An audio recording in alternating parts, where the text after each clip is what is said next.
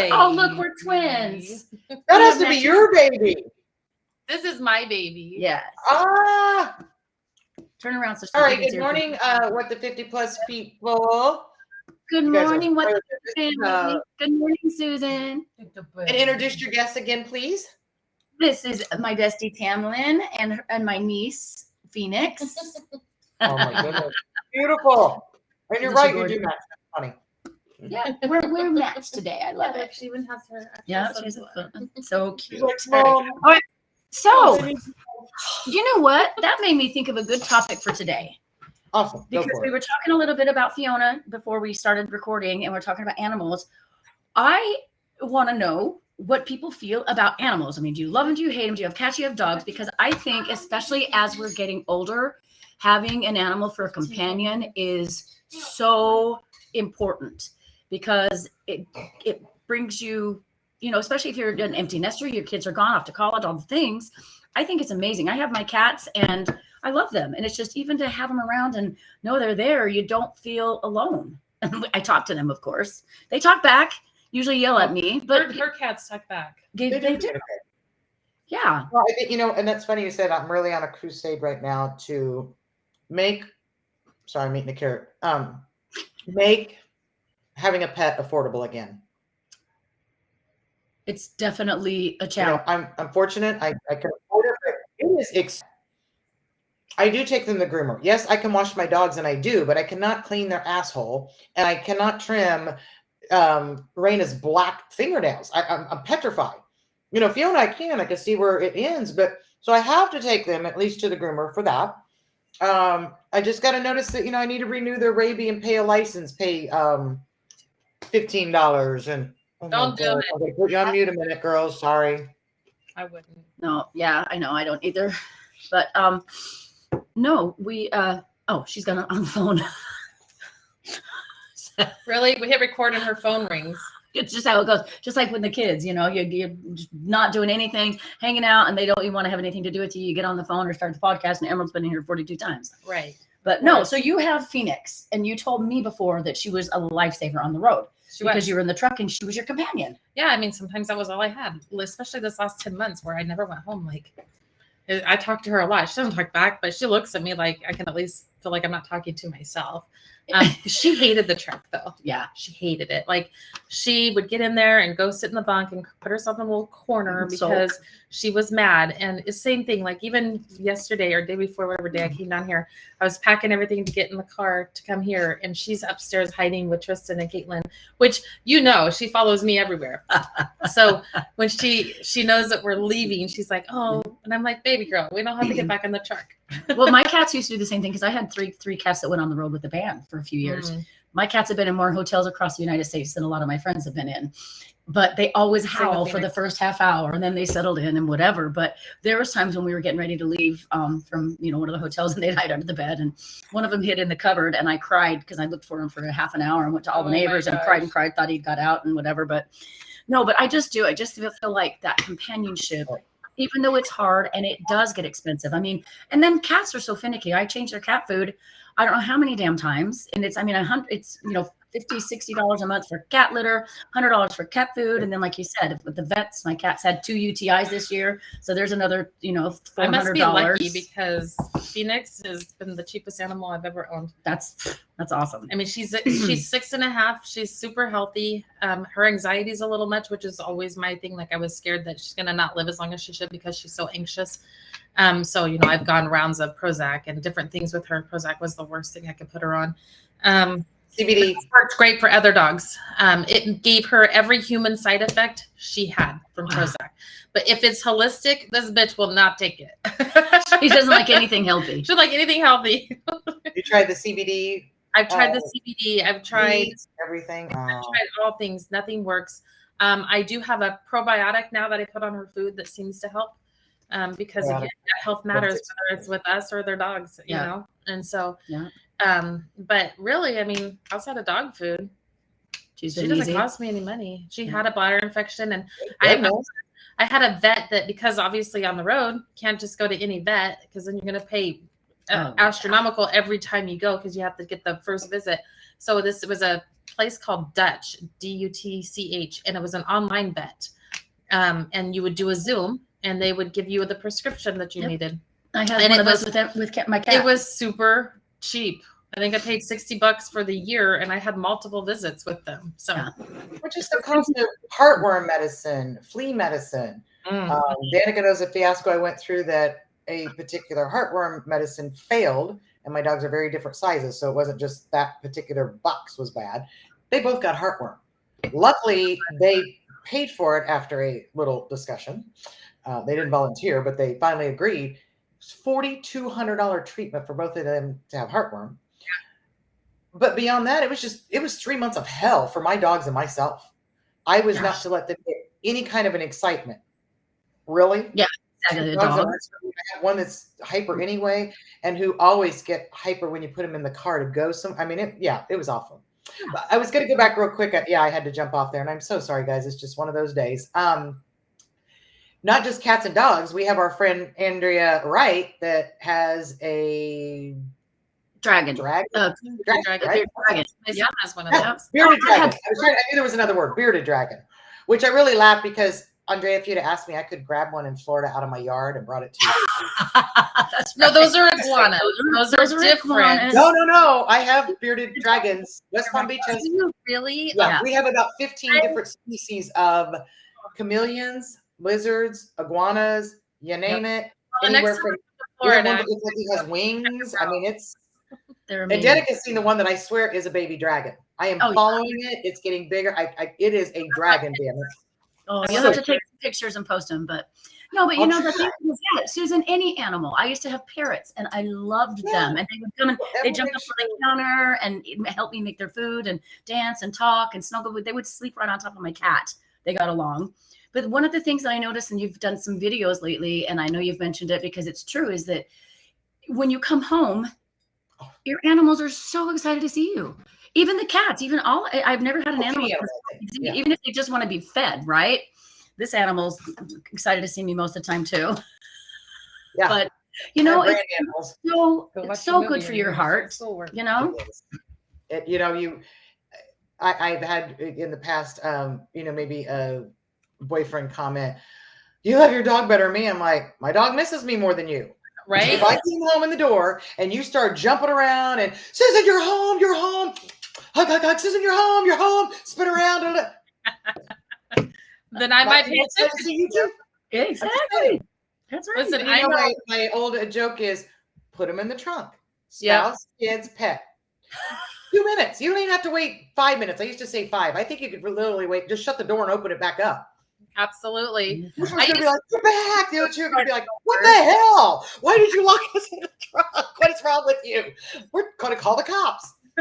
I could literally go to the front door like I went outside and come back. I don't even have to go outside. Just go to the door. Phoenix is going to be all over me like, I missed you. And I'm like, bitch, I didn't even leave. It's so, and when you're having a day or, to me, it's always when you're sick too. You know you look bad. You know you smell. I mean, clearly, it doesn't matter if you shower. You're sick. And that pet goes into overdrive. Florence Nightingale. They know you're sick and they come to okay, Mom. Or, and Raina will hit me with her nose like, you okay, Mommy? I'm like, I think Phoenix was so happy yesterday because she got to sleep in the bed with me till 3 p.m., which never happens. But she was so excited because she never left my side. Yep, they know. What amazes me too is how intelligent they are, and we forget. And really, again, that goes back to any animal. But these guys sometimes they'll learn my habit that affects them. So an example happened this morning. When I'm going to go outside, I take my house slippers off and I put my outside shoes on. But when somebody comes to the door and I just want them to go out to the screen patio, I open the screen patio, I walk out, they go out, and then I shut the door. Well, they've learned that. So this morning when the guy showed up, I go out, and as soon as I go back in, they almost knocked me down to get in, and I went, damn, they figured it out. Now I'm going to have to start faking it even more. Yeah, get some different shoes. No, they are so. So it's also keeps you on your toes, because now I'm thinking, all right, so now what do I have to do to go out so I can get to the, go into the front door, Yeah, well, the shoes, yeah, and I don't know. I don't know that answer yet. I'm gonna have to figure out what I can do to get them to go out there because they have already figured out. You got those house slippers on. We're not going out there. You know, I dogs love are very smart. They are. Animals are, but I love how they learn how to manipulate you too. It's like my cats are so spoiled that they'll go outside to use a litter box and come in and expect a treat. It's like, you're not getting a treat for going poo. It's just funny. Or they'll do just anything. It's, oh, I get a treat now. It's, it just. I walked by you. You were in my presence. You must give me a treat. That's what Canty says. Yes. Canty yells it at you. My cat yells. And I love my dog sitter, Vanessa. She's phenomenal. She used to be the kids' nanny. So, she's phenomenal. But she spoils the shit out of them. So when I'm gone for a length of time in Texas working, I get home and the next day I'm like, well, this is unusual behavior. So an example, I have figured out I didn't always feed them when I ate lunch. If I was having something special, I might give them a little bite, but it was very inconsistent. So they never got used to it. But this last time I was gone a little bit longer extended time. By the third day when they're like just knocking me down when I'm trying to eat lunch, I'm like, why do I feel like Vanessa, the whole time I was gone, gave you a little lunch treat? And now you think anytime I eat lunch, you're supposed to have a bite of it. That's how smart they are. Yeah. Oh, Phoenix makes you pay a cheese tax. That girl knows if you have cheese and you must pay the cheese tax. Oh, it's amazing. I like the cheese tax. That's funny. Just pull it out of the fridge and she's there. But then I could pull out an apple and she wouldn't be there. I don't know how she knows it's cheese. They know. And Fiona will eat anything. She's awesome. She eats fruits, vegetables, all of that. Not my dog. Raina, she knows when I sit down to eat, she didn't come over. She's like, oh, she got that weird shit. I don't want that. She's a carnivore. Healthy stuff. Yep. That would be Phoenix. Yep. Well, and the greenies, does Phoenix go like psycho for greenies? She'll eat them, but she doesn't go psycho. They're too healthy for her. No, I mean, she has them, but because I like them for her breath. But well, that's good to know because I started thinking there was cocaine in them the way my dogs act. I mean, it's just like, greenies. Yeah, I mean, any treat. She's like, oh, a treat? Okay, yes. Well, exactly. Their favorite, which I made it a special treat, are these chicken meatballs. And they're Rachel Ray chicken. I think they're Rachel Ray. I don't know. They're Milo chicken meatballs. Okay. But only given to them as a treat when they did good in the car, which means we've been to the vet or the groomer because that's like the only time they're in the car. And it's so funny. I mean, they get home and as soon as we walk in that door, they go straight to where that bag is. Never do it any other time. So they know we were in the car, Mom. Yep. Oh, yeah. Canty will sit in front of the door where she knows her treats are. And this is, which I have spoiled her so rotten, is that she likes to drink water out of the sink because, cats, all animals like running water. And so she'll just jump in and sit on the bathroom sink. That's us. Tamlynn's trying to turn on the dehumidifier. Oh, you guys are beeping? Yeah, we're beeping. It says that that is so funny. It sounded like it came from my living room. And I saw you looking. And that beep made the dogs come in. So I'm looking at them like, what the hell is it, guys? Oh, that's fun. But so I'm going to let them go out to tinkle. Okay. And as you walk into the bathroom, you've heard her do this, Tamlynn. She will literally meow and just scream at you and until you turn the water on. Sometimes she'll drink it when it's running. Sometimes I pull the little plunger up and fill the sink a little bit and she'll drink it there. But when she's deciding to be really spoiled, she'll just look at me. And so like you're supposed to know. I have to put my hand underneath the faucet so she can drink out of my hand, or she'll just sit and yell at me. It's like, I'm spoiled, Mom. You're going to feed me my water today. I don't want it out of the faucet. I don't want it down there. You put your hand up under the faucet and you give it to me. And she will. She'll scream until I do it. That's hilarious. Yeah. She is so spoiled. And we do it. Because yeah. Over rescues. Fiona was a diva from day one. She never faked it. Raina was petrified of her own shadow. Danica knew her back. I mean, the dog just petrified. And I've done it. I know it's me. I have nobody to blame. It's me. She's a freaking diva now. Now she barks, Danica, when she wants to go out, like loud. Wow. I let him up on the couch now, but I put a sheet. She gets up there. You know how normally it was like, pet me a few minutes and I'll go, oh no. She's like, I'm going to need pet for a good 5-10. I know on one hand, it really makes me smile. But on the other hand, I'm like, great. Now I have two divas. There's only one of me. And it's exhausting. Well, I have a dog that's a cat. So she only comes to me when she wants loving. So it's my sister has one of those. Fonzie is like, if you call his name, he'll turn around and go, just like a cat, and walk off. Like, that is hysterical. Well, but he was raised around cats, so that might be why too. Oh, maybe. We have our cat Meowie. You know my cat Susan, and Meowie is so funny because none of my cats have been lap cats. Which it's like, really? I want a cat because I wanted to snuggle. And Canty will come and lay by you for a minute, and she likes to hold paws. So she'll put her paw in my paw, and she'll sit there for a minute, and then she'll let me snuggle her, and then she's like, nah, and off. But Meowie, somehow, all of a sudden, the last few months, has decided that Emerald is his world. She can carry him around, spin him in circles, and he will just go lay right on top of her and lay by her no matter what. It has to be by her. Interesting. And my cats have always done that with her. They like to be by her at night and when she's sleeping and stuff. But it's great. I'm just like, dude, I've been begging you to be a lap cat. Then I'll get him and lay him by me, and he'll look at me and jump down and walk off.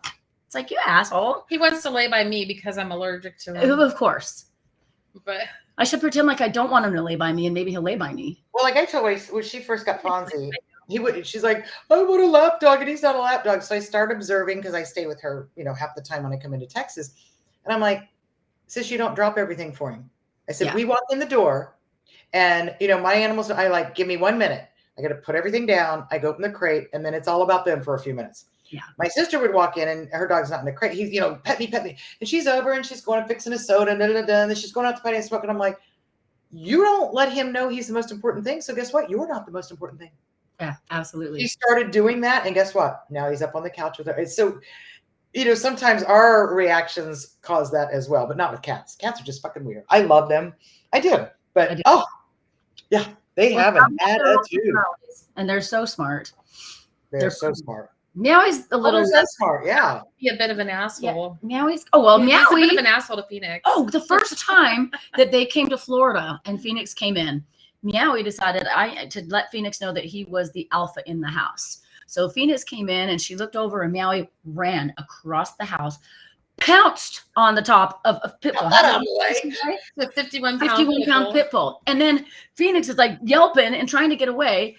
Runs into my bedroom. Meowie chases him over the bed, jumps back on top of her. Oh, that's right. She got on the bed. Well, then she went around. Meowie's still chasing her, and she got underneath my bed because of my cat. And then eventually they got to where they'd lay on the bed close to each other. But still, if Phoenix walks by Meowie, just whacks her on the nose. Just like that. Just reminder. Every once in a while, I'm still the big alpha. It is hysterical. And Phoenix just looks at her like her little heart's hurt, Yeah. Like, well, then you look at the size and you're like, Phoenix could pretty much take the paw and knock you clear across the room. He doesn't realize that he could have been a snack. If she was, if she really wanted to. Yeah. Yep. No, she's just like, whatever. I guess you can be the boss if you want. No, but they are fun. The animals are fun. But yeah, we do need. I would love people to test, especially the more unique. Yeah. So when Andrea got her dragon, my stepdaughter Courtney moved in with us her senior year. No, maybe freshman year. I guess it was freshman year of college. We had just gotten married that summer, and she asked if she could move in, and I said yes. And I knew at the time she had a pet iguana, Smits. So Smits was about this long. And then in addition to that was his tail that was that much more. So he was like that big. And I'm like, why do you have that as a pet? I'm not seeing where that's all warm and fuzzy. I'm a dog cat girl. So, I never saw that. She freaking loved that iguana. She was, because I read about it, and I'm a little OCD if, nobody's ever caught onto that on all those episodes. But I'm thinking, I read that they have salmonella, la, la, la, la. She's like, I clean the cage all the time. And she did. I mean, she was excellent. She took everything out once a week, washed it all down, washed the aquarium, put him back. So I got rid of that concern. She had him on a leash, would walk him. It was crazy. And I mean, she loved that thing, and she would hold him. And so, yeah, so when Andrea did it, I started laughing. But the only thing I have to tell a story on my ex-husband, because it's so funny. He always would screw with Smits and like tap him on the head. And he didn't like it. Like, Joe, quit screwing with the damn iguana. Leave him alone. Well, it was about the fourth time he did it. And I mean, that iguana grabbed onto his finger. Good. If you don't know this about iguanas, because I didn't, they have little sharp teeth. They not only grab on, but they start grinding. It was grinding through his finger. We're trying to get it to let go, and we're like tapping on it. We had to finally tap it on its head and pry it just enough to get his finger out. In just a matter of a few seconds, I mean, it had done some damage. Because it was just saws like that on your finger. Never did that again, though. Learn his lesson. And never screw with any other animal. Good lesson learned. No, I grew up with everything. We had a chicken, Banny chicken, that would chase you through the house. Oh, I love Banny chickens. And run. And we had bunnies, we had cats, we had dogs, we had everything. And there was one time when I was living with one of my boyfriends in California, we had snakes, we had a bearded dragon, we had a blue-tongued azul, we named him Azul, a blue-tongued skink, which is another type of lizard with the blue tongue. Oh, we had guinea pigs and cats, and he had a dog. All of them.